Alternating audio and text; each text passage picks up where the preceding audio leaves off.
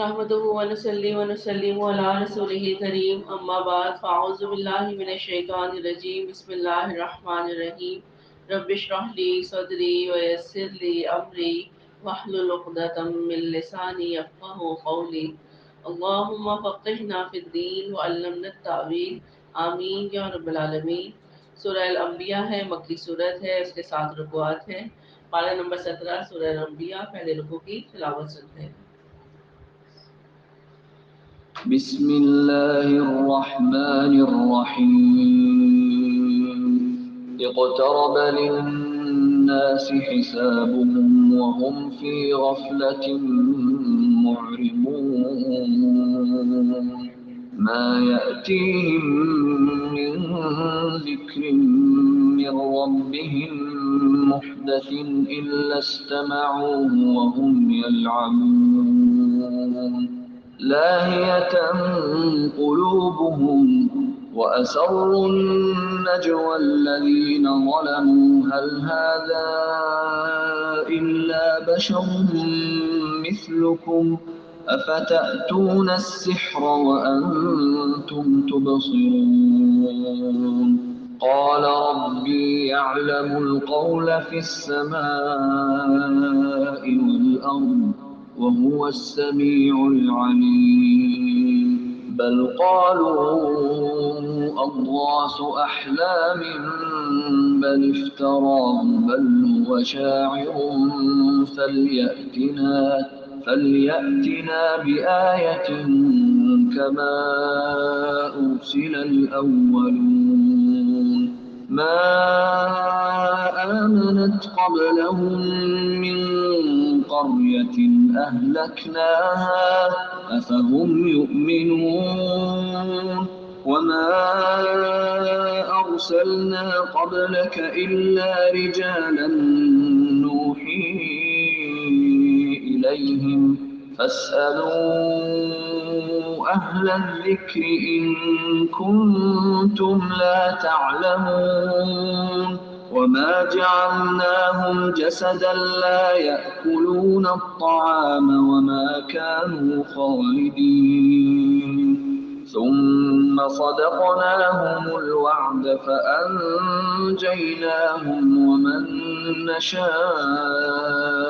وأهلكنا المسرفين لقد أنزلنا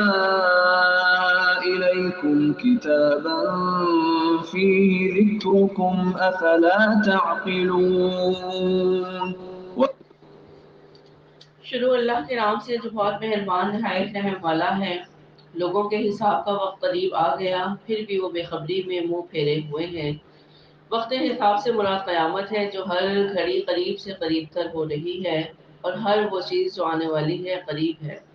اور ہر انسان کی موت کے بجائے خود اس کے لیے قیامت ہے، یعنی جس کی جب موت واقع ہوتی ہے تو وہ اس کے لیے قیامت کا ہی درجہ رکھتی ہے۔ اور اس کے علاوہ گزرے ہوئے زمانے کے لحاظ سے بھی قیامت قریب ہے، کیونکہ جتنا زیادہ زمانہ گزر چکا ہے، باقی رہ جانے والا زمانہ اس سے کم ہے۔ اور خود نبی کریم صلی اللہ علیہ وآلہ وسلم نے فرمایا کہ میں اور قیامت ساتھ ساتھ ہیں۔ قیامت کی عظیم ترین نشانیوں میں سب سے پہلی نشانی نبی کریم صلی اللہ علیہ وآلہ وسلم کی بعثت ہے، کیونکہ آپ کے بعد نہ تو کوئی رسول ہے، نہ ہی تو کوئی نبی ہے، اور نہ ہی کوئی امت ہے، تو اس کے بعد اب سے قیامت ہی قیامت ہے۔ تو اللہ تعالیٰ نے کیا فرمایا کہ لوگوں کے حساب کا وقت، ان کی موت کا وقت یا قیامت کا وقت قریب آ گیا ہے، پھر بھی وہ بے خبر ہیں، غافل ہیں، دنیا کی زینتوں میں گم ہیں، اور ایمان کے تقاضوں سے بے خبر ہیں، یعنی اس کی انہوں نے کوئی تیاری نہیں کی ہوئی۔ ان کے پاس ان کے رب کی طرف سے جو بھی نئی نئی نصیحت آتی ہے وہ اسے کھیل کود میں ہی سنتے ہیں، یعنی لاپرواہی برتتے ہیں۔ ان کے دل بالکل غافل ہیں، اور ان ظالموں نے چپکے چپکے سرگوشیاں کی کہ وہ تم ہی جیسا انسان ہے، پھر کیا وجہ ہے کہ تم آنکھوں دیکھے جادو میں آ جاتے ہو۔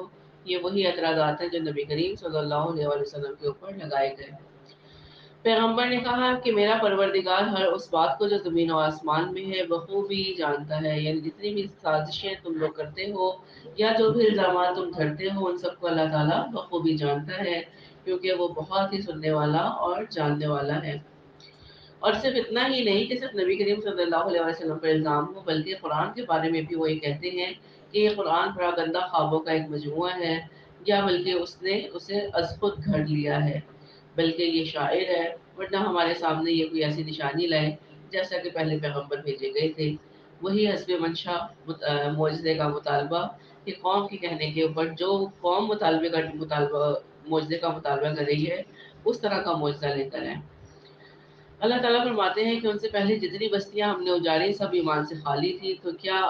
اب یہ ایمان لائیں گے؟ یعنی جب حسب خواہش معجزہ پیش کر دیا جاتا ہے اور قوم ایمان نہ لائے تو پھر ان کو زمین سے ختم کر دیا جاتا ہے۔ اور آپ صلی اللہ علیہ وسلم سے بھی پہلے جتنے پیغمبر ہم نے بھیجے سبھی مرد تھے جن کی طرف ہم وحی اتارتے تھے۔ بس تم اہل کتاب سے پوچھو اگر تمہیں خود علم نہ ہو، اور ہم نے انہیں ایسے جسم نہیں دیے تھے کہ وہ کھانا نہ کھائیں اور نہ وہ ہمیشہ ہی رہنے والے تھے، یعنی بشری تقاضوں کے ساتھ وہ جڑے ہوئے تھے۔ ہر انسان کو جس چیز کی ضرورت ہوتی ہے وہ تمام نبیوں کو تمام پیغمبروں کو تھی، اور نہ ہی وہ ہمیشہ رہنے والے تھے، ابدی زندگی کسی کو بھی نہیں تھی، ہر کسی نے موت کا مزہ چکھا۔ پھر ہم نے ان سے کیے ہوئے سب وعدے سچے کیے انہیں، اور جن جن کو ہم نے چاہا نجات عطا فرمائی اور حد سے نکل جانے والوں کو غارت کر دیا۔ یقیناً ہم نے تمہاری جانب ایسی کتاب نازل فرمائی ہے جس میں تمہارا ہی تذکرہ ہے، کیا پھر بھی تم عقل نہیں رکھتے؟ كم قصمنا من قرية كانت ظالمة وأنشأنا بعدها قوما آخرين فلما أحسوا بأسنا إذا هم منها يركضون لا تركضوا وارجعوا إلى ما أترفتم فيه ومساكنكم لعلكم تسألون قالوا يا ويلنا إنا كنا ظالمين فما زالت تلك دعواهم حتى جعلناهم حصيدا خامدين وما خلقنا السماء والأرض وما بينهما لاعبين لو أردنا أن نتخذ لهوا لاتخذناه من لدنا إن كنا فاعلين بل نقذف بالحق على الباطل فيدمغه فإذا هو زاهق ولكم الويل مما تصفون وله من في السماوات والأرض ومن عنده لا يستكبرون عن عبادته ولا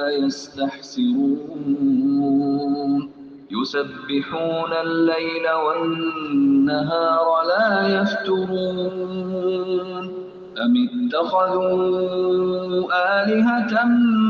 من الأرض هم ينشرون لو كان فيهما آلهة إلا الله لفسدتا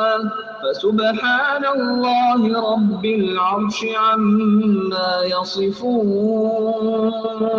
لا يسأل عما يفعل وهم يسألون أم اتخذوا من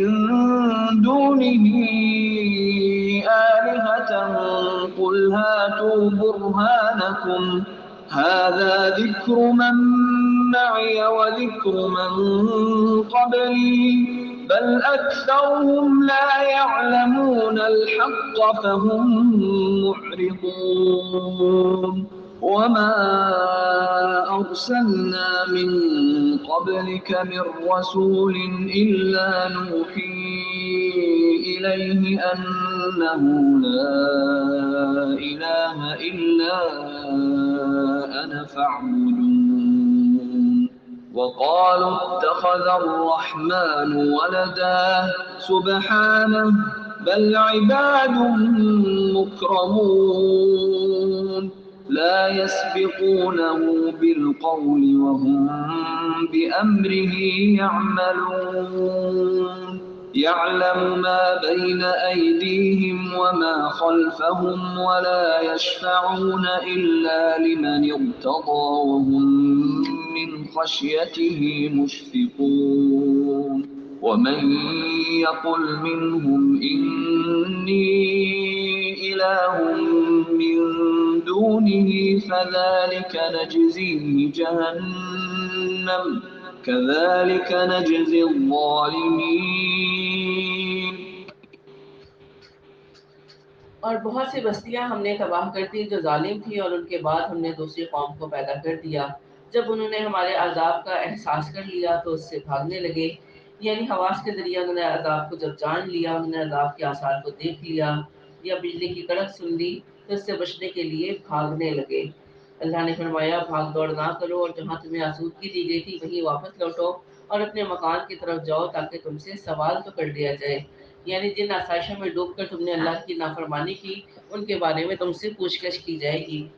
وہ کہنے لگے کہ ہائے ہماری خرابی، بے شک ہم ظالم تھے. پھر تو ان کا یہی قول رہا، یعنی اس وقت وہ اعتراف جرم کر لیں گے، یہاں تک کہ ہم نے انہیں جڑ سے کٹے ہوئے کھیت اور بجھی ہوئی آگ کی طرح کر دیا.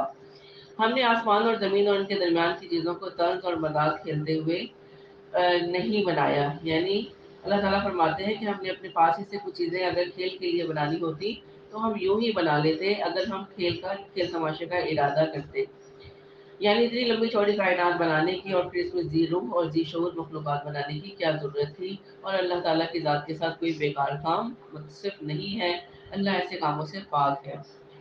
تو اللہ تعالیٰ فرماتے ہیں کہ اگر ہم ایسا کرنے والے ہوتے تو اپنے پاس سے کچھ نہ کچھ ایسا بنا ہی لیتے، بلکہ ایسا نہیں ہے، ہم باطل پر حق کی چوٹ لگاتے ہیں بس وہ اسے کچل دیتا ہے اور وہ اسی وقت نابود ہو جاتا ہے. یعنی کائنات کے تخلیقی مقاصد میں ایک اہم مقصد یہ ہے کہ حق اور باطل کی جو مارکہ آرائی اور خیر اور شر کے درمیان جو تصادم ہے وہ پورا ہو جائے اور ہر ایک کی آزمائش ہو جائے کہ کون صحیح ہے اور کون غلط ہے. اور جو باتیں تم بناتے ہو وہ تمہارے لیے باعث خرابی ہے. کیا باتیں کہ مشرکین اور کفار کہتے تھے کہ اللہ تعالیٰ نے فرشتوں کو اپنی بیٹیاں بنا دیا ہے. اگلی آیات میں انہیں کا ذکر ہے. وَلَهُ مَن فِي السَّمَاوَاتِ وَالْأَرْضِ، آسمانوں اور زمین میں جو ہے اسی اللہ کا ہے، اور جو اس کے پاس ہے وہ اس کی عبادت سے نہ ہی سرکشی کرتے ہیں اور نہ ہی انہیں تھکاوٹ محسوس ہوتی ہے. یعنی وہ اللہ تعالیٰ کے مطیع اور فرمانبردار ہیں، وہ مستقل ایک پوزیشن میں ہیں، اس سے نہ ہی انہیں اکتاہٹ ہوتی ہے اور نہ ہی تھکاوٹ ہوتی ہے. اس سے مراد فرشتے ہیں، وہ دن رات تسبیح بیان کرتے ہیں اور ذرا بھی سستی نہیں کرتے. کیا ان لوگوں نے زمین کی مخلوقات میں سے جنہیں معبود بنا رکھا ہے کیا وہ زندہ کر دیتے ہیں؟ یعنی جنہیں وہ معبود سمجھ رہے ہیں کیا وہ کسی کو زندگی عطا کرنے والے ہیں؟ اگر آسمان و زمین میں سوائے اللہ کے اور بھی معبود ہوتے تو یہ دونوں درہم برہم ہو جاتے، یعنی زمین اور آسمان کا نظام کائنات درہم برہم ہو جاتا. بس اللہ عرش کا رب ہر اس وصف سے پاک ہے جو یہ مشرک بیان کرتے ہیں. وہ اپنے کاموں کے لیے کسی کے آگے جواب دہ نہیں اور سب اس کے آگے جواب دہ ہیں. یہ اللہ تعالیٰ کی ذات ہے. لا یسأل عما یفعل، اس سے سوال نہیں کیا جاتا، وہ جو چاہے کرے. اس کے کن کہنے سے فیکون ہوتا ہے. کسی کے اندر ضرورت نہیں ہے کہ وہ اللہ رب العزت سے سوال کرے. ہاں اس کے علاوہ جتنی بھی مخلوقات ہیں ان سب سے سوال کیا جائے گا، ان سے پوچھا جائے گا. کیا ان لوگوں نے اللہ کے سوا اور معبود بنا رکھے ہیں؟ ان سے کہہ دو کہ اس بات پر اپنی دلیل پیش کرو. یہ ہے میرے ساتھ والوں کی کتاب اور مجھ سے اگلوں کی دلیل، یعنی قرآن مجید جو ہے یہ دلیل ہے اس بات کی کہ اللہ وحدہ لا شریک ہے، اور یہ پچھلی تمام کتابوں کی تصدیق کرنے والی ہے جس میں بھی اللہ وحدہ لا شریک کی گواہیاں موجود ہیں. بات یہ ہے کہ ان میں سے اکثر لوگ حق کو نہیں جانتے، بس اسی وجہ سے منہ موڑے ہوئے ہیں. تو اس سے پہلے بھی جو رسول ہم نے بھیجا اس کی طرف یہی وہی نازل فرمائی کہ میرے سوا کوئی معبود برحق نہیں، بس تم سب صرف میری ہی عبادت کرنا. مشرک لوگ کہتے ہیں کہ رحمان کی اولاد ہے، نعوذ باللہ، اس کی ذات پاک ہے بلکہ وہ سب اس کے باعزت بندے ہیں. پھر یہاں فرشتوں کا ذکر ہے کہ وہ اس کی مخلوقات میں سے ہیں. کسی بات میں اللہ پر پیش دستی نہیں کرتے، یعنی وہ اپنی مرضی سے کوئی بات نہیں کرتے، نہ ہی اللہ کے حکم کے آگے کوئی سبقت کرتے ہیں، بلکہ وہ اس کے محتاج ہیں اور اس کے غیر سر تسلیم قم کھڑے اس کی زندگی میں غلام کی طرح کھڑے اس کی تسبیح بیان کرتے ہیں، بلکہ اس کے فرمان پر کاربند ہیں.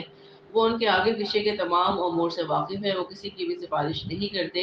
سوائے ان کی کہ جن سے اللہ خوش ہو. تو وہی بات ہے کہ فرشتے بھی سفارش کریں گے لیکن اسی کے حق میں قبول ہوگی جن کے لیے اللہ تعالیٰ پسند فرمائے گا. اور ظاہر بات ہے کہ اللہ تعالیٰ سفارش اپنے نافرمان بندوں کے لیے تو نہیں کرے گا مگر صرف گناہ گار فرما بردار بندے جن سے جو توحید کے تو حامل ہوں گے لیکن انجانے میں ان سے کوئی گناہ سرزد ہو جائے گا تو ان کے حق میں سفارش قبول کی جائے گی۔ تو جن کو یہ معبود سمجھتے ہیں وہ تو خود ہیبت الہی سے لرزاں و ترساں ہیں، یعنی جو فرشتے ہیں وہ اللہ کی خشیت سے کانپتے رہتے ہیں۔ اور ان میں سے اگر کوئی بھی کہتے کہ اللہ کے سوا میں لائق عبادت ہوں تو ہم اسے دوزخ کی سزا دیں گے، یعنی کہ کوئی فرشتہ یا کوئی اور مخلوق یا کوئی اولیاء اللہ کوئی بھی یہ کہے کہ میں معبود ہوں، اللہ کے علاوہ میری عبادت کی جائے تو ہم اسے بھی یقیناً دوزخ کی سزا دیں گے، اور ہم ظالموں کو اسی طرح سزا دیا کرتے ہیں۔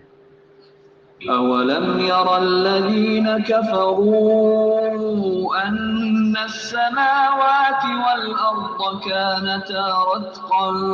ففتقناهما وجعلنا من الماء كل شيء حي أفلا يؤمنون وجعلنا في الأرض رواسي أن تميد بهم وجعلنا فيها فجاجا سبلا لعلهم يهتدون وجعلنا السماء سقفا محفوظا وهم عن آياتها معرضون وهو الذي خلق الليل والنهار والشمس والقمر كل في فلك يسبحون وما جعلنا لبشر من قبلك الخلد أفإن مت فهم الخالدون كل نفس ذائقة الموت ونبلوكم بالشر والخير فتنة وإلينا ترجعون وإذا رآك الذين كفروا إن يتخذونك إلا هزوا أهذا الذي يذكر آلهتكم وهم بذكر الرحمن هم كافرون خلق الإنسان من عجل سأريكم آياتي فلا تستعجلون ويقولون متى هذا الوعد إن كنتم صادقين لو يعلم الذين كفروا حين لا يكفون عن وجوههم النار ولا عن ظهورهم لو يعلم الذين كفروا حين لا يكفون عن وجوههم النار ولا عن ظهورهم ولا هم ينصرون بل تأتيهم بغتة فتبهتهم فلا يستطيعون ردها ولا هم ينظرون ولقد استهزئ برسل من قبلك فحاق بالذين سخروا منهم ما كانوا به يستهزئون کیا کافر لوگوں نے یہ نہیں دیکھا کہ آسمان اور زمین باہم ملے جلے تھے پھر ہم نے انہیں جدا کر دیا، یعنی زمین اور آسمان ایک گول جسے کی مانند تھے۔ اور حضرت عبداللہ بن عباس سے روایت ہے کہ کسی نے ہم سے سوال کیا کہ پہلے دن آئے کہ رات، تو آپ علیہ السلام نے فرمایا کہ پہلے رات، کیونکہ زمین اور آسمان باہم جڑے ہوئے تھے، اور اس کا مطلب ہے کہ اس وقت اندھیرا تھا کیونکہ زمین پر چاند اور ستارے اور سورج نہیں بنائے گئے تھے۔ پھر اللہ تعالیٰ کے کن فرمانے سے یہ دونوں الگ ہو گئے۔ اور اب سائنس بھی یہ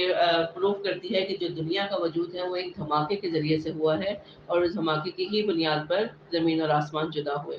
واللہ عالم بالصواب۔ اللہ تعالیٰ نے تو گواہی اس قرآن میں کئی ہزار سال پہلے ہی دے دی کہ زمین و آسمان باہم ملے جلے تھے، پھر ہم نے انہیں جدا کیا، اور ہر زندہ چیز کو ہم نے پانی سے پیدا کیا، یعنی انسان کا جو بنیادی عنصر ہے وہ پانی ہے۔ کیا یہ لوگ پھر بھی ایمان نہیں لاتے؟ اور ہم نے زمین میں پہاڑ بنا دیے تاکہ وہ مخلوق کو ہلا نہ سکے، اور ہم نے اس میں کشادہ راہیں بنا دی تاکہ وہ ہدایت حاصل کریں۔ آسمان کو محفوظ چھت بھی ہم نے ہی بنایا، لیکن لوگ اس کی قدرت کے نمونوں پر دھیان ہی نہیں کرتے۔ یعنی یہ جو آفاق میں نشانیاں ہیں اللہ رب العزت کی تخلیق کی، اگر انسان ان پر غور و فکر کرے تو وہ رب کو پا لے۔ لیکن اکثر لوگ جو ہیں وہ اللہ تعالیٰ کے قدرتی مناظر کے اوپر غور و فکر نہیں کرتے ہیں۔ وہی اللہ ہے جس نے رات اور دن اور سورج اور چاند کو پیدا کیا، ان میں سے ہر ایک اپنے اپنے مدار میں تیرتا پھرتا ہے۔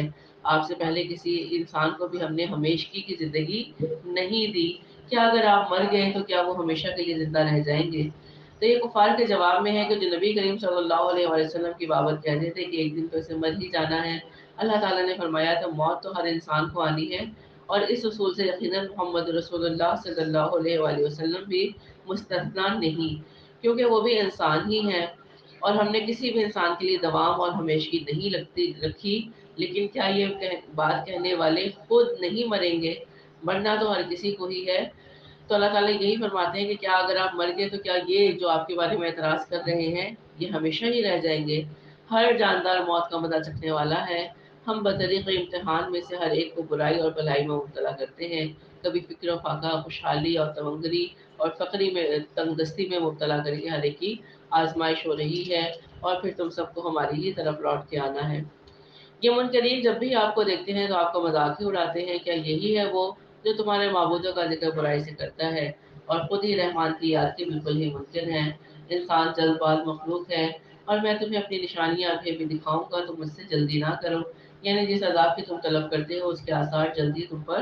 واضح ہو جائیں گے۔ تو وہ آگے سے کہتے ہیں کہ اگر تم سچے ہو تو بتا دو کہ یہ وعدہ کب ہے، کاش کہ یہ کافر جانتے کہ اس وقت نہ تو یہ کافر آگ کو اپنے چہروں سے ہٹا سکیں گے اور نہ ہی اپنی پیٹھوں سے، اور نہ ہی ان کی مدد کی جائے گی۔ یعنی جس جہنم کا وعدہ ان سے کیا جاتا ہے، جب وہ اس میں ڈال دیے جائیں گے تو اس آگ کو وہ اپنے چہروں سے، اپنے جسم سے نہیں ہٹا سکیں گے، وہ اس میں دہکتے رہیں گے، اور یہ ان کی ابدی حیات ہوگی، نہ تو انہیں مہلت دی جائے گی، نہ ہی اس عذاب میں کمی کی جائے گی۔ وعدے کی گھڑی ان کے پاس اچانک آ جائے گی اور انہیں ہکا بکا کر دے گی، یعنی انہیں پھر کچھ سجائی نہیں دے گا، پھر نہ تو یہ لوگ اسے ٹال سکیں گے اور نہ ذرا سی بھی مہلت دیے جائیں گے۔ اور آپ سے پہلے رسولوں کے ساتھ بھی ہنسی مذاق کیا گیا، بس ہنسی مذاق کرنے والوں کو اس چیز نے ہی گھیر لیا جس کی وہ ہنسی اڑاتے تھے۔ یعنی اے نبی صلی اللہ علیہ وآلہ وسلم، آپ مشرکین کے استہزاء اور تکذیب سے بددل نہ ہو، یہ کوئی نئی بات نہیں ہے، بلکہ آپ سے پہلے بھی پیغمبروں کے ساتھ یہی معاملہ کیا گیا، بالآخر وہی عذاب ان پر آ پڑا جس کا وہ مذاق اڑایا کرتے تھے۔ من يكلؤكم بالليل والنهار من الرحمن بل هم عن ذكر ربهم معرضون أم لهم آلهة تمنعهم من دوننا لا يستطيعون نصر أنفسهم ولا هم منا يصحبون بل متعنا هؤلاء وآباءهم حتى طال عليهم العمر أفلا يرون أنا نأتي الأرض ننقصها من أطرافها أفهم الغالبون قل إنما أنذركم بالوحي ولا يسمع الصم الدعاء إذا ما ينذرون ولئن مستهم نفحة من عذاب ربك ليقولن يا ويلنا إنا كنا ظالمين ونضع الموازين القسط ليوم القيامة فلا تظلم نفس شيئا وإن كان مثقال حبة من خردل أتينا بها وكفى بنا حاسبين ولقد آتينا موسى وهارون الفرقان وضياء وذكرا للمتقين الذين يخشون ربهم بالغيب وهم من الساعة مشفقون وهذا ذكر مبارك أنزلناه أفأنتم له منكرون ان سے پوچھے کہ رحمان کے عذاب سے دن اور رات تمہاری حفاظت کون کرتا ہے؟ بات یہ ہے کہ یہ لوگ اپنے رب کے ذکر سے پھرے ہوئے ہیں، یعنی جو تمہارے اعمال ہیں وہ تو ایسے ہیں کہ دن یا رات کی کسی بھی گھڑی میں تم پر عذاب آ جائے، لیکن اللہ تعالیٰ پکڑنے میں جلدی نہیں کرتا، مہلت دیے جا رہا ہے۔ تو کون ہے جس نے رحمان کے عذاب سے روکا ہوا ہے؟ وہ خود اللہ تعالیٰ ہی ہے جو عذاب بھیجنے میں جلدی نہیں کر رہا بلکہ انسان کو مہلت دیے جا رہا ہے۔ اللہ تعالیٰ فرماتے ہیں کہ کیا ہمارے سوا ان کے اور بھی معبود ہیں جو انہیں مصیبتوں سے بچا لے؟ وہ تو خود اپنی ہی مدد کی طاقت نہیں رکھتے اور نہ ہی انہیں ہماری رفاقت ہی نصیب ہے۔ یعنی اللہ تعالیٰ نے کیا فرمایا کہ نہ تو وہ خود ہمارے عذاب سے محفوظ ہیں اور نہ ہی خود اپنی مدد پر اور اللہ کے عذاب سے بچنے پر قادر ہیں، پھر ان کی طرف سے ان کی کیا مدد ہوگی اور وہ کس طرح تمہیں عذاب سے بچا سکتے ہیں۔ پھر ہم نے ان کے باپ دادوں کو زندگی کے سر و سامان دیے یہاں تک کہ ان پر طویل مدت گزر گئی، یعنی وہ سامان عشرت کے ساتھ لمبی عمر گزار چکے۔ کیا وہ نہیں دیکھتے کہ ہم زمین کو اس کے کناروں سے گھٹاتے چلے آ رہے ہیں؟ یعنی عرض کفر بتدریج گھٹ رہی ہے، کفر کے پیروں تلے سے زمین کھسک رہی اور اسلام کا غلبہ بڑھ رہا ہے اور مسلمان علاقے پر علاقے فتح کرتے چلے جا رہے ہیں۔ کیا اب بھی وہ غالب ہیں؟ یعنی وہ غور و فکر نہیں کر رہے ہیں کہ کفر کو اللہ تعالیٰ زمین پر ٹکنے ہی نہیں دے رہا۔ کہہ دیجئے کہ میں تو تمہیں اللہ کی وحی کے ساتھ آگاہ کر رہا ہوں، مگر بہرے لوگ بات نہیں سنتے جبکہ انہیں آگاہ کیا جائے۔ اگر انہیں آپ کے رب کے کسی عذاب کا جھونکا بھی لگ جائے تو پکار اٹھیں گے کہ ہائے ہماری بدبختی، یقیناً ہم ہی گناہگار تھے، یعنی وہ اپنا اعتراف جرم کر لیں گے۔ اور قیامت کے دن ہم لوگوں کے اعمال تولنے کے لیے میزان عدل قائم کریں گے، پھر کسی پر کچھ بھی ظلم نہیں کیا جائے گا، اور اگر ایک رائے کے دانے کے برابر بھی عمل ہوگا تو ہم اسے لا حاضر کریں گے اور ہم کافی ہیں حساب کرنے والے۔ یہ بالکل سچ ہے کہ ہم نے موسیٰ اور ہارون کو فیصلے کرنے والی اور پرہیزگاروں کے لیے واعظ و نصیحت والی نورانی کتاب عطا فرمائی۔ وہ لوگ جو اپنے رب سے بن دیکھے خوف کھاتے ہیں اور قیامت کے تصور سے کانپتے رہتے ہیں۔ تو یہ متقین کی صفات ہے جو ہم سورہ بقرہ سے لے کے اب تک کافی آیات میں پڑھ چکے ہیں۔ اور یہ نصیحت و برکت والا قرآن بھی ہم ہی نے نازل فرمایا ہے، کیا پھر بھی تم اس کا انکار کرنے والے ہو؟ لقد آتينا إبراهيم رشده من قبل وكنا به عالمين إذ قال لأبيه وقومه ما هذه التماثيل التي أنتم لها عاكفون قالوا وجدنا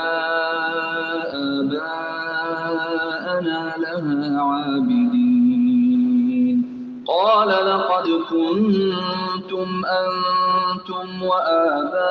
وآباؤكم في ضلال مبين قالوا أجئتنا بالحق أم أنت من اللاعبين قال بل ربكم رب السماوات والأرض الذي فطرهن وأنا على ذلكم من الشاهدين وتالله لأكيدن أصنامكم بعد أن تولوا مدبرين فجعلهم جذاذا إلا كبيرا لهم لعلهم إليه يرجعون قالوا من فعل هذا بآلهتنا إنه لمن الظالمين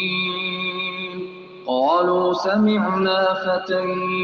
يذكرهم يقال له إبراهيم قالوا فأتوا به على أعين الناس لعلهم يشهدون قالوا أأنت فعلت هذا بآلهتنا يا إبراهيم قال بل فعله كبيرهم هذا فاسألوهم إن كانوا ينطقون فرجعوا إلى أنفسهم فقالوا إنكم أنتم الظالمون ثم نكسوا على رؤوسهم لقد علمت ما هؤلاء ينطقون قال أفتعبدون من دون الله ما لا ينفعكم شيئا ولا يضركم أف لكم ولما تعبدون من دون الله أفلا تعقلون قالوا حرقوه وانصروا آلهتكم إن كنتم فاعلين قلنا يا نار كوني بردا وسلاما على إبراهيم وأرادوا به كيدا فجعلناهم الأخسرين ونجيناه ولوطا إلى الأرض التي باركنا فيها للعالمين ووهبنا له إسحاق ويعقوب نافلة وكلا جعلنا صالحين وجعلناهم أئمة يهدون بأمرنا وأوحينا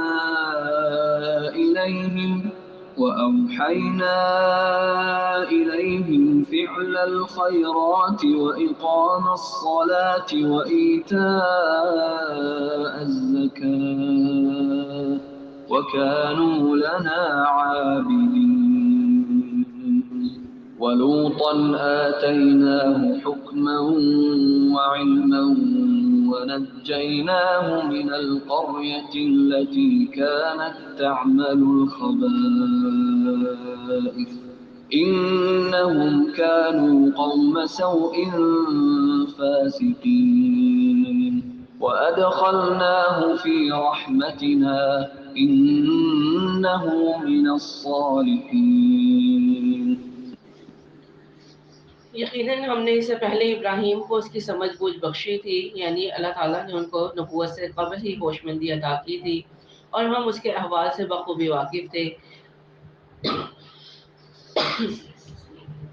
جبکہ اس نے اپنے باپ سے اور اپنی قوم سے کہا کہ یہ مورتیاں جن کے تم مجاور بنے بیٹھے ہو کیا ہیں؟ سب نے جواب دیا کہ ہم نے اپنے باپ دادا کو انہی کی عبادت کرتے ہوئے پایا، یعنی ان کے پاس کوئی اور دلیل نہیں تھی سوائے اس کی کہ وہ کہیں کہ ہم نے اپنے بڑوں کو صرف اسی طریقے پر پایا تو ہم بھی یہی کام کر رہے ہیں۔ آپ علیہ السلام نے فرمایا پھر تو تم اور تمہارے باپ دادا سبھی یقیناً کھلی گمراہی میں مبتلا رہے۔ کہنے لگے کہ آپ ہمارے پاس سچ مچ لائے ہیں یا یوں ہی مذاق کر رہے ہیں؟ تو یہ ایسا انہوں نے اس لیے کہا کیونکہ اس سے پہلے توحید کی آواز انہوں نے نہیں سنی تھی۔ انہوں نے سوچا کہ پتہ نہیں ابراہیم ہمارے ساتھ کوئی مذاق تو نہیں کر رہے۔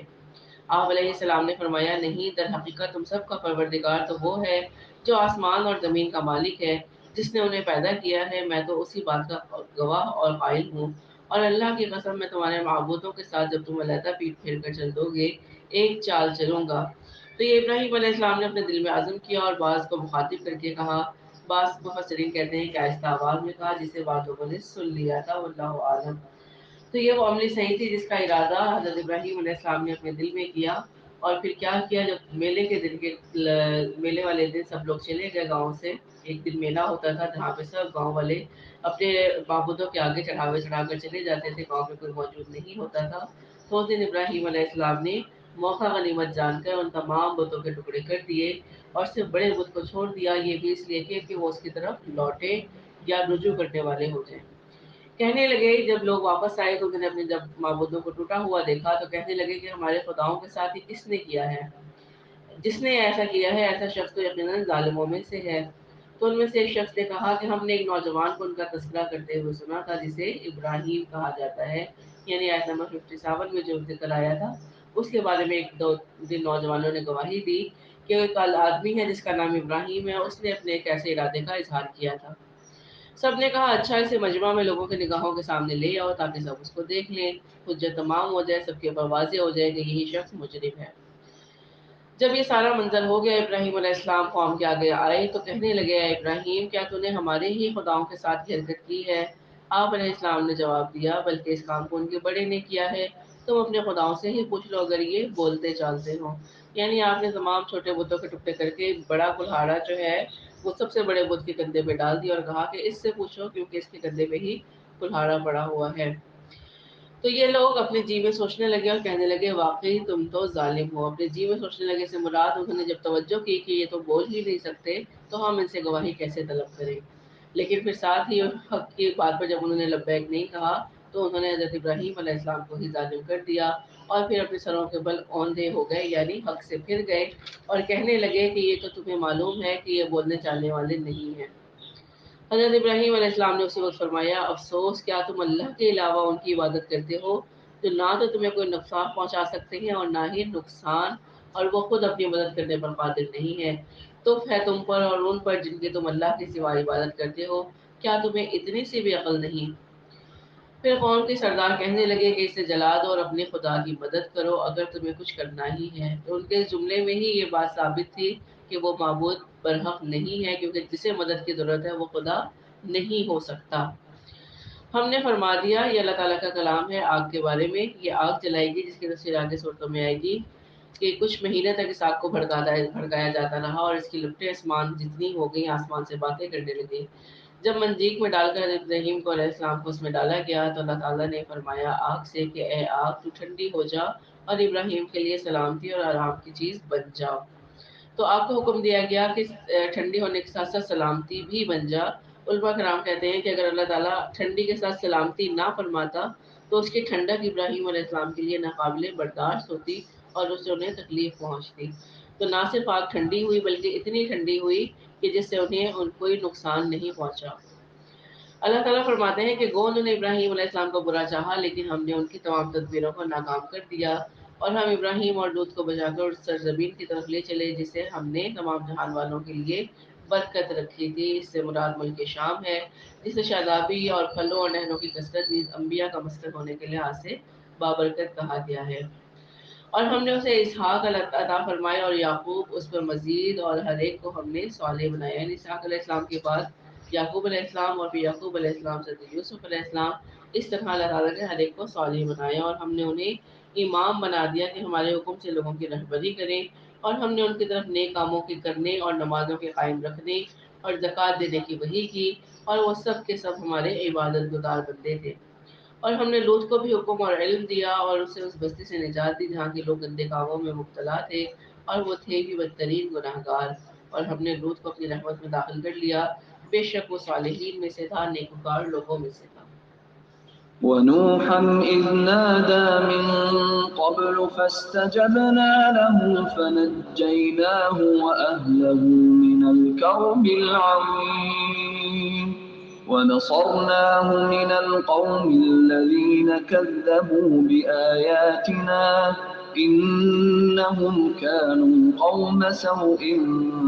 فأغرقناهم أجمعين وداود وسليمان إذ يحكمان في الحرث إذ نفشت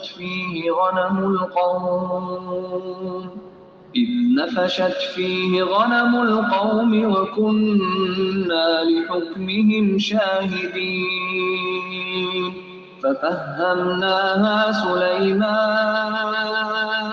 وكلا آتينا حكما وعلما وسخرنا مع داود الجبال يسبحن والطير وكنا فاعلين وعلمناه صنعة لبوس لكم لتحصنكم من بأسكم فهل أنتم شاكرون ولسليمان الريح عاصفة تجري بأمره إلى الأرض التي باركنا فيها وكنا بكل شيء عالمين ومن الشياطين من يغوصون له ويعملون عملا دون ذلك وكنا لهم حافظين وأيوب إذ نادى ربه أني مسني الضر وأنت أرحم الراحمين فاستجبنا له فكشفنا ما به من ضر وآتيناه أهله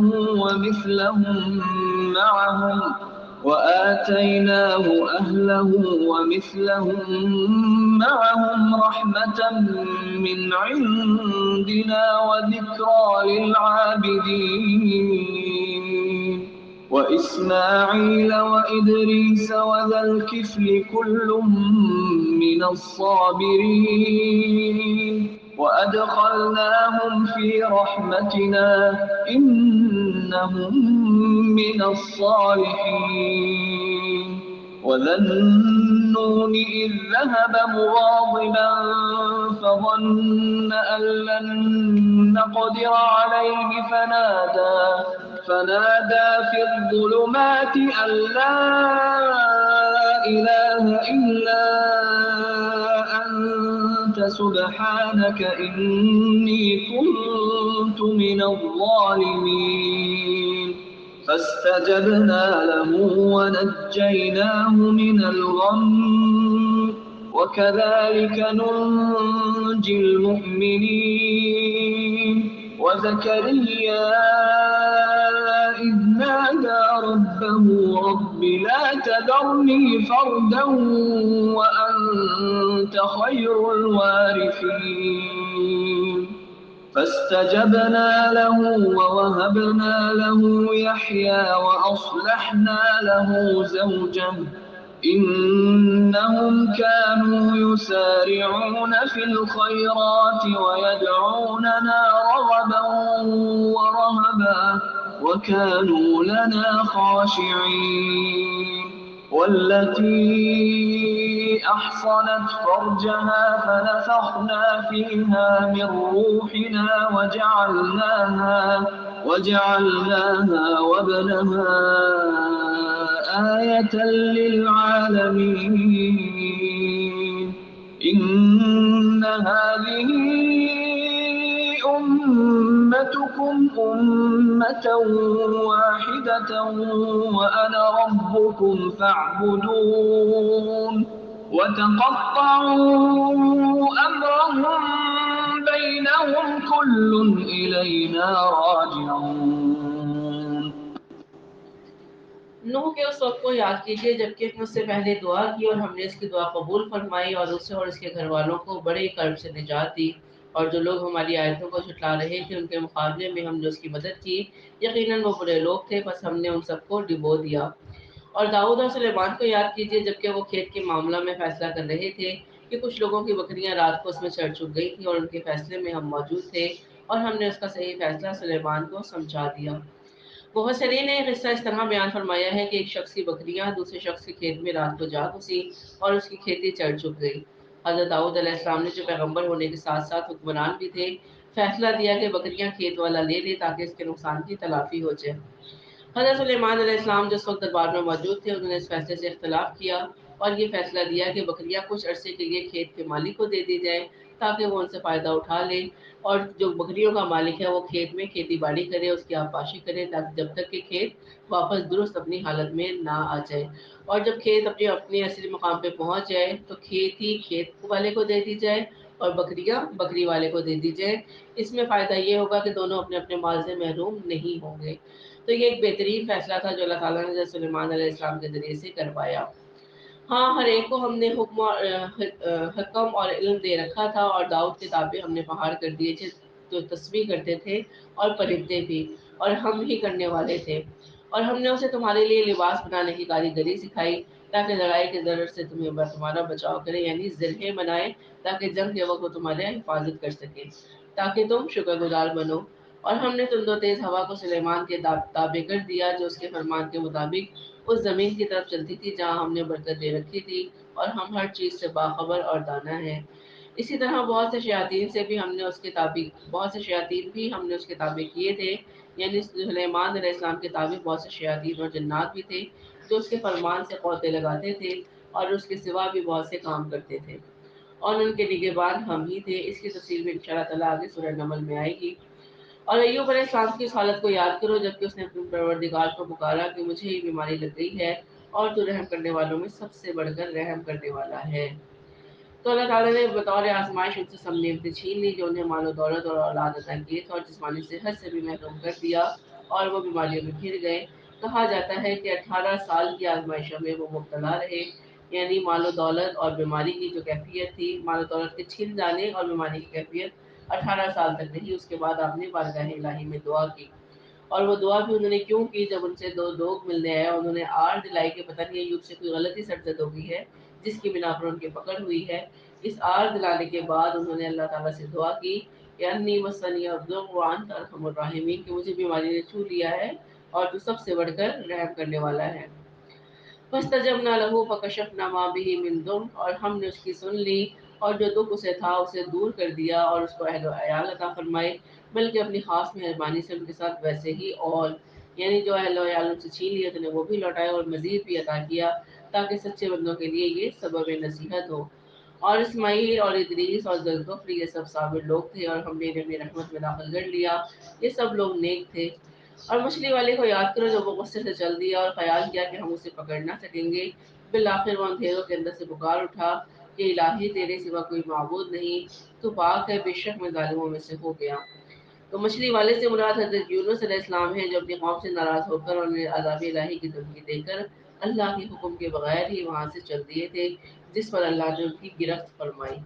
تو آپ دیکھیں نبی ہیں، رسول ہیں، اور ذرا سی نافرمانی میں اللہ نے ان کی گرفت فرما لی، تو ہم کیا سمجھتے ہیں اپنے آپ کو کہ ہم جو دل میں آئے کرتے رہے ہم اللہ کی پکڑ سے محفوظ رہیں گے؟ تو یہ بہت ہی غلط عقیدہ ہے جو ہر انسان کے دل میں یہ راسخ ہو چکا ہوا ہے کہ نبی کی شفاعت ہوگی اور ہم سب بخشے جائیں گے۔ پکڑ ہوگی بھی تو کچھ تھوڑی دیر کے لیے ہوگی، اس کے بعد ہمیں بہرحال نکال ہی لیا جائے گا۔ تو یہ شفاعت بھی اسی کے حق میں قبول ہوگی جس کے بارے میں اللہ تعالیٰ پسند فرمائیں گے۔ تو پسند کس کو کیا جاتا ہے؟ جو اس کا مطیع اور فرما بردار ہوتا ہے۔ نافرمان کو کوئی بھی پسند نہیں کرتا۔ ہم انسان ہی اپنے رویوں میں دیکھ لیں کہ جو حد سے زیادہ ہمارا نافرمان ہو ہم کب اس کو پسند کرتے ہیں۔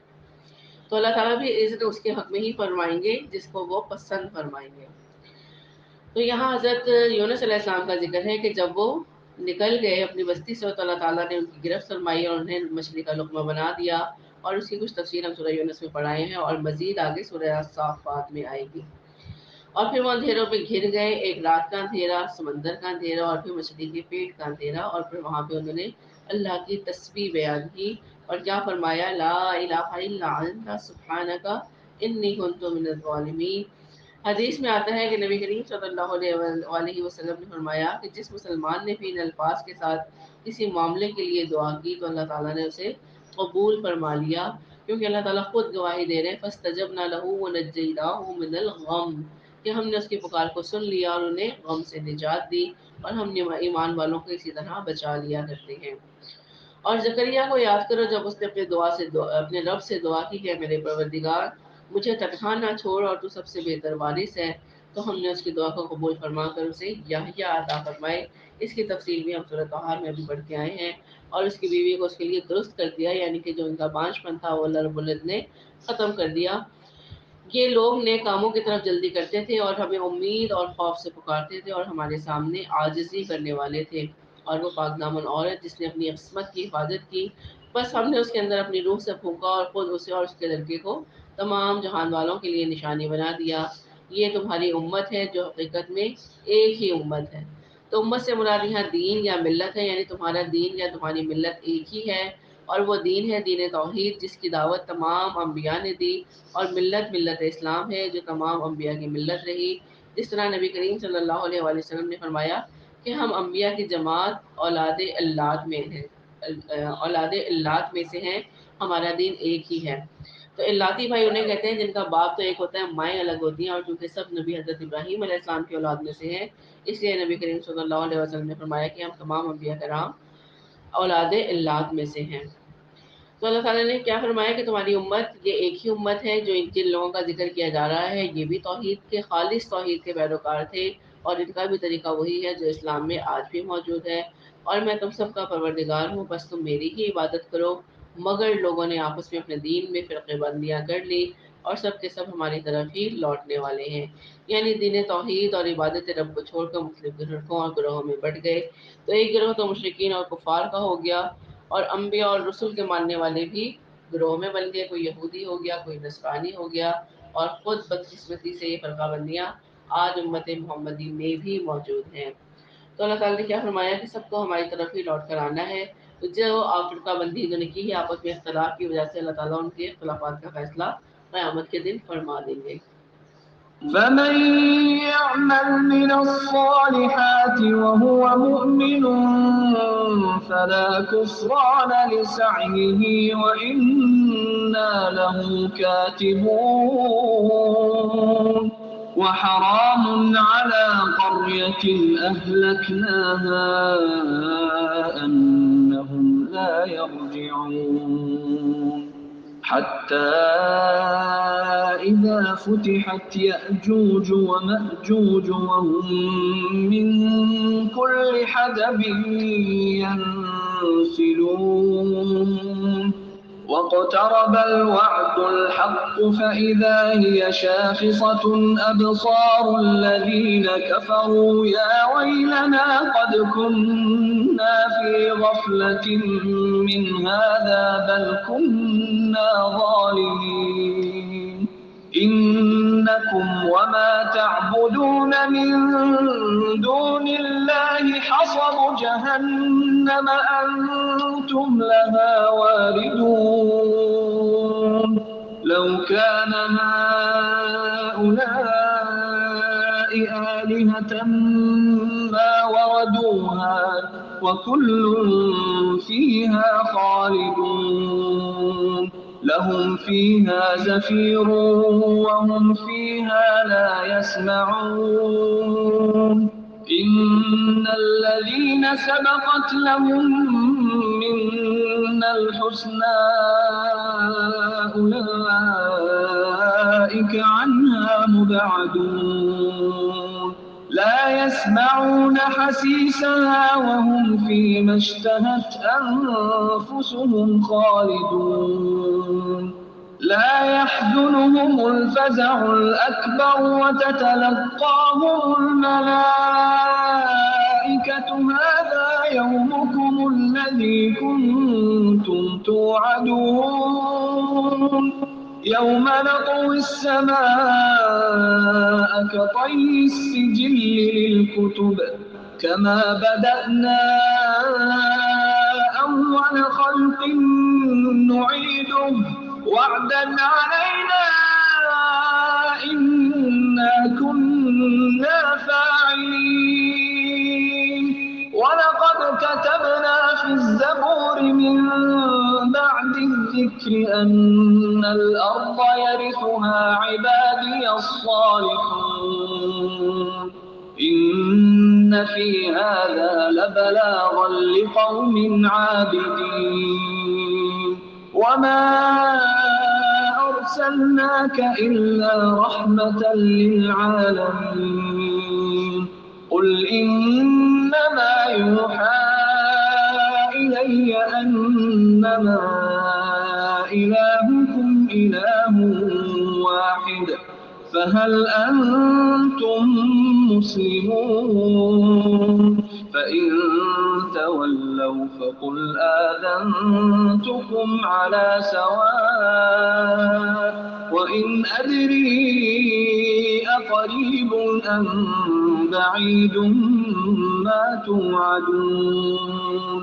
إنه يعلم الجهر من القول ويعلم ما تكتمون وإن أدري لعله فتنة لكم ومتاع إلى حين قال رب احكم بالحق وربنا الرحمن المستعان على ما تصفون پھر جو بھی نیک عمل کرے اور وہ مومن بھی ہو، یعنی نیک عمل کے ساتھ ایمان کی شرط ہو، تو اس کی کوشش کی بے قدری نہیں کی جائے گی، یعنی اس کے ہر ایک عمل کی قدردانی کی جائے گی۔ ہم تو اس کے لکھنے والے ہیں، یعنی ہر چیز کو اللہ رب العزت نے شمار کر رکھا ہے۔ اور جس بستی کو ہم نے ہلاک کر دیا اس پر لازم ہے کہ وہاں کے لوگ پلٹ کر نہیں آئیں گے، یعنی جو لوگ عذاب کی صورت میں زمین سے مٹا دیے گئے یا جن لوگوں کی موت واقع ہو چکی ہے وہ کبھی پلٹ کر نہیں آئیں گے، یہاں تک کہ یاجوج اور ماجوج کھول دیے جائیں گے اور وہ ہر بلندی سے دوڑتے ہوئے آئیں گے۔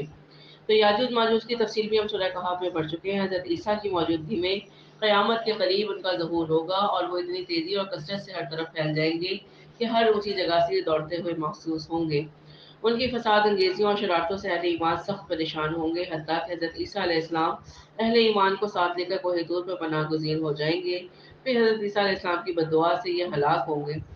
جو ہم نے پڑھا تھا سورہ کہف میں کہ اللہ تعالیٰ ان کی گردنوں میں ایک کیڑا پیدا فرما دیں گے جس سے ان سب کی موت واقع ہو جائے گی۔ پھر ان کی لاشوں کی سڑاند اور بدبو ہر طرف پھیلی ہوگی، حتیٰ کہ اللہ تعالیٰ پرندے بھیجے گا جو ان کی لاشوں کو اٹھا کر سمندر میں پھینک دیں گے۔ پھر ایک زوردار بارش نازل فرمائے گا جس سے ساری زمین صاف ہو جائے گی۔ تو پھر کیا ہوگا؟ یہ قرب قیامت کی نشانی ہے۔ اللہ نے کیا فرمایا کہ جس بستی کے لوگوں کو ہم نے ہلاک کر دیا ان پر لازم نہیں کہ وہ پلٹ کر آئیں، حتیٰ کہ یاجوج ماجوج کھول دیے جائیں اور ان کے کھول جانے کے بعد قیامت قائم ہو جائے اور پھر سب کو دوبارہ زندگی دی جائے گی، پھر دوبارہ سب زندہ ہوں گے۔ اور سچا وعدہ قریب آ لگا، اس وقت کافروں کی نگاہیں پھٹی کی پھٹی رہ جائیں گی، یعنی کہ جب وہ قیامت کی ہولناکیاں دیکھیں گے قیامت کے قائم ہونے کے بعد، تو ان کی آنکھیں خوف سے پھٹ جائیں گی کہ ہائے افسوس، ہم اس حال سے غافل تھے، فی الواقع ہم قصوروار تھے۔ یعنی قیامت تو قریب ہے جو اس صورت کی پہلی آیت ہے، لیکن انسان اس سے اعراض برت رہا ہے، اس کو بھول کے بیٹھا ہوا ہے۔ تو جو کافر ہیں اس دن وہ افسوس کریں گے کہ ہم اس سے غافل تھے، یعنی ہم نے اس کے لیے کوئی تیاری نہیں کی۔ تم اور اللہ کے سوا جن جن کی تم عبادت کرتے ہو سب دوزخ کا ایندھن بنو گے اور تم سب دوزخ میں جانے والے ہو۔ اور اگر یہ سچے معبود ہوتے تو جہنم میں داخل نہ ہوتے، اور سب کے سب اسی میں ہمیشہ رہنے والے ہیں، یعنی جن معبودوں کو وہ اللہ کے مقابلے میں کرتے ہیں وہ اور ان کے پیروکار سب کے سب جہنم میں ہوں گے۔ اللہ تعالیٰ فرماتے ہیں ان کے باطل ہونے کی دلیل یہی ہے کہ اگر وہ سچے اور برحق ہوتے تو جہنم کا ایندھن وہ نہیں بنتے۔ یہ وہاں چلا رہے ہوں گے اور وہاں کچھ بھی نہ سن سکیں گے، بے شک جن کے لیے ہماری طرف سے نیکی پہلے ہی ٹھہر چکی ہے وہ سب جہنم سے دور ہی رکھے جائیں گے، اور یعنی کہ جہنم کو ان سے بہت دور کر دیا جائے گا اور وہ دوزخ کی آہٹ تک نہ سنیں گے اور اپنی من پسند چیزوں میں ہمیشہ رہنے والے ہوں گے، اور بڑی گھبراہٹ بھی انہیں غمگین نہ کر سکے گی۔ اور بڑی گھبراہٹ سے مراد قیامت کا دن ہے یا سورہ اسرافیل مراد ہے، یا وہ لمحہ جب جنت اور دوزخ کے درمیان ملک الموت کو لا کے ذبح کر دیا جائے گا۔ تو یہ ساری چیزیں اس کے سیاق میں شامل ہیں۔ تو وہ جو گھبراہٹ ہے ان کے اوپر وہ طاری نہ ہو سکے گی اور فرشتوں نے ہاتھوں ہاتھ دیں گے کہ یہی تمہارا وہ دن ہے جس کا تم وعدہ دیے جاتے رہے۔ جس دن ہم آسمان کو یوں لپیٹ دیں گے جیسے طومار میں اوراق لپیٹ دیے جاتے ہیں، جیسا کہ ہم نے اول دفعہ پیدائش کی تھی اسی طرح دوبارہ کریں گے، یہ ہمارے ذمہ وعدہ ہے اور ہم اسے ضرور کر کے رہیں گے، یعنی یہ قیامت ضرور بے ضرور قائم ہوگی اور ہر ایک کا حساب کتاب چکا دیا جائے گا۔ یقیناً ہم زبور میں بھی نصیحت کے بعد یہ لکھ چکے ہیں کہ زمین کے وارث میرے صالح بندے ہی ہوں گے۔ عبادت گزار بندوں کے لیے تو اس میں یقیناً ایک بڑا پیغام ہے، اور ہم نے آپ صلی اللہ علیہ وآلہ وسلم کو تمام جہانوں کے لیے رحمت بنا کر ہی بھیجا ہے۔ کہہ دیجئے کہ میرے پاس تو بس وہی کی جاتی ہے کہ تم سب کا معبود ایک ہی ہے، تو کیا تم بھی اس کی فرمانبرداری کرنے والے ہو، یعنی کیا تم اس دعوت پر لبیک کرنے والے ہو؟ پھر اگر یہ منہ موڑ لے تو کہہ دیجئے کہ میں نے تمہیں یکساں طور پر خبردار کر دیا، مجھے علم نہیں کہ جس کا وعدہ تم سے کیا جا رہا ہے وہ قریب ہے یا دور، یعنی وعدہ عذاب اور قیامت کا وعدہ یہ جلدی پورا ہوگا یا دور ہوگا، مجھے اس بات کا علم نہیں ہے۔ البتہ اللہ تو کھلی اور ظاہر ہر بات کو جانتا ہے، اور جو تم چھپاتے ہو اللہ اسے بھی جانتا ہے۔ مجھے اس بات کا بھی علم نہیں، ممکن ہے یہ تمہاری آزمائش ہو اور ایک وقت مقررہ تک فائدہ پہنچانا ہے۔ اور خود نبی کریم صلی اللہ علیہ وسلم نے کہا، اے رب انصاف کے ساتھ فیصلہ فرما، اور ہمارا رب بڑا مہربان ہے جس سے مدد طلب کی جاتی ہے ان باتوں پر جو تم بیان کرتے ہو، یعنی میری بابت جو تم مختلف باتیں کر رہے ہو یا اللہ کے لیے اوزار ٹھہراتے ہو، ان سب باتوں کے مقابلے میں وہ رب ہی مہربانی کرنے والا ہے اور وہی مدد کرنے والا ہے۔